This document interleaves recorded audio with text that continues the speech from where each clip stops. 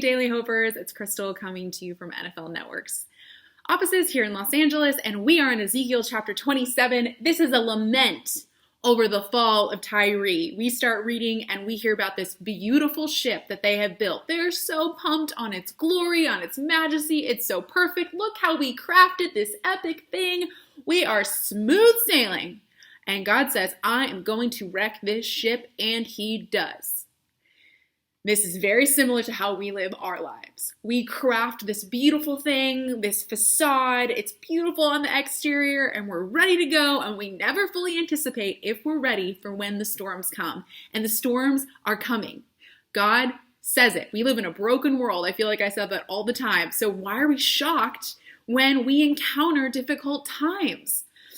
And so I'll never forget this sermon that I heard by Megan Fate Marshman, and she talked about how she practiced on a daily basis living her life with Jesus, physically making sure that he was in her life, that he was in her boat.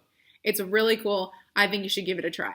So that means next time you go out to dinner with someone or coffee with someone, there is an extra chair there where Jesus would be sitting. And I promise you it will change the way you talk to that other person. Megan also talked about how when she would drive anywhere, she would open the passenger seat, let Jesus get in, shut the door, and when she was driving, it changed the way she drove. It changed the music she listened to. It changed her whole attitude when she was in the car. She even, one time, she forgot to put Jesus in the front seat, so she arrived at her destination, realized she left Jesus at home, drove back home, let him in the front seat, and then brought him with her to her destination. I promise you, if I did this as I have, it changes the way I talk to people. It changes the way I think about things.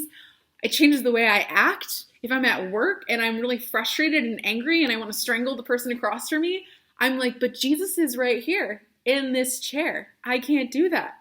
He's in my boat.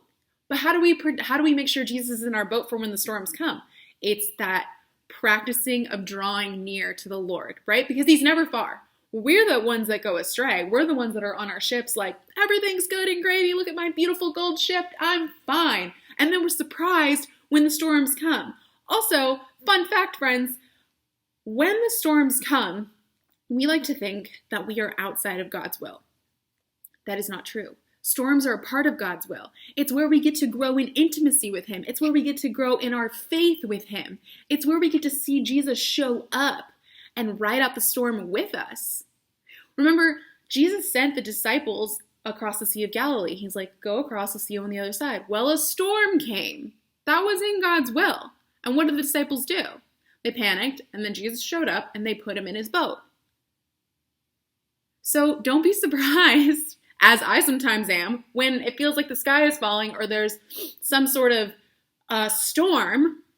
It's an opportunity for us. And sometimes the boat that we have built, the life that we're building, the lies that we have that we're telling ourselves are from the enemy, God needs to break it all down, sink it in a storm, wash it all away for our own good. So there is purpose in all of it. So what can we take from Ezekiel chapter 27? If you're on your boat, make sure that you have Jesus on your boat with you. Maybe practice having an empty seat at the dinner table, and see how that changes your conversations with your families, your significant others, your children, when we invite Jesus into those conversations, into our actions. You go on a beach walk with someone, Jesus is right there, the third person with you. It will change how you think, how you talk, and how you interact, and how you enjoy God's presence being so near, because we want to be on our boats, and that's fine, but we got to have Jesus on there too. So I am so proud of you for tuning into Daily Hope today, and I'm glad that you were on this journey with us. I'll see you next time.